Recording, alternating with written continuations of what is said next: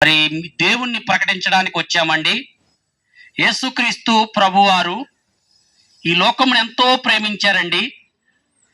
సర్వమానవాళి పాపముల నిమిత్తమై ఆయన సిలువలో తన పరిశుద్ధమైన తన ఏ పాపం ఎరగని తన పరిశుద్ధమైన రక్తాన్ని భూమి మీద ఒలికించారండి.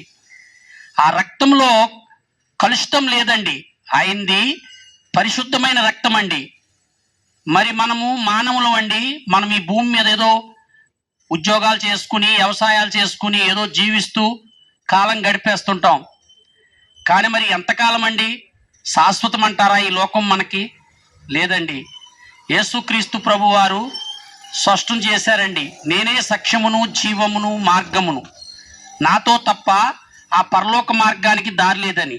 మరి ఆ పరలోకం చేరాలంటే, ఆ స్వర్గం చేరాలంటే మనం ఏం చేయాలండి? ఆ యేసుక్రీస్తు ప్రభువారిని విశ్వసించాలండి. ఆయన నిజదేవుడండి. ఆయనలో శక్తి ఉందండి. ఆయన సర్వాధికారి, సర్వ ప్రపంచాన్ని సృష్టించాడండి. భూమి, ఆకాశము, గాలి, నీరు ఆయనకు లోబడి ఉన్నాయండి. అయితే మానవుడు అనేవాడే ఆయనకు లోబడలేదండి. మనం ప్రతి క్షణం ఏదో పాపం చేస్తూ జీవిస్తామండి. పాపం లేదని అంటే మరి కాదండి.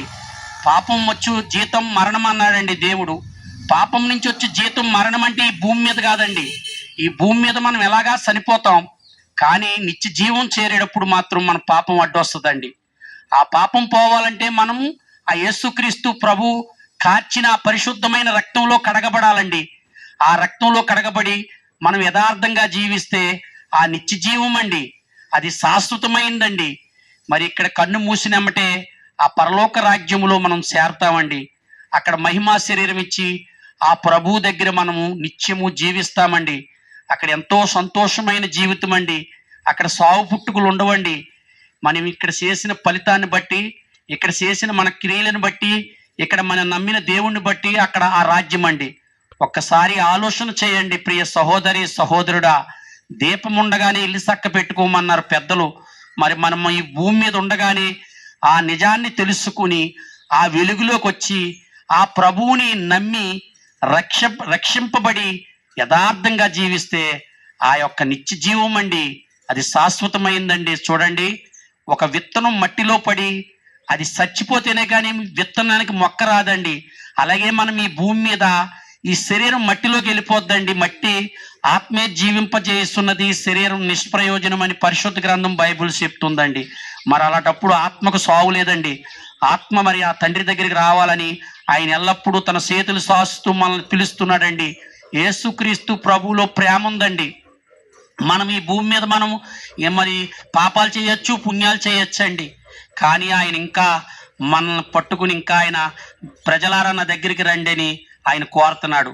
కాబట్టి ప్రియ సహోదరి సహోదరుడా, మేము ఏది ఆశించి రాలేదండి. మీరు డబ్బులు ఇస్తారని, లేకపోతే భోజనాలు పెడతారని, టిఫిన్లు ఇస్తారని, టీలు ఇస్తారని, లేకపోతే సందాలు ఇస్తారని రాలేదండి. మేము మా కష్టార్జితం వదులుకుని ఇవాళ మీరు కూడా నిజాన్ని తెలుసుకుంటారని ఆశిస్తూ మేము మీ గ్రామం వచ్చి మరి సువార్త ప్రకటిస్తున్నాం. కాబట్టి ప్రియ సహోదరి సహోదరుడా, నిజం తెలుసుకోండి.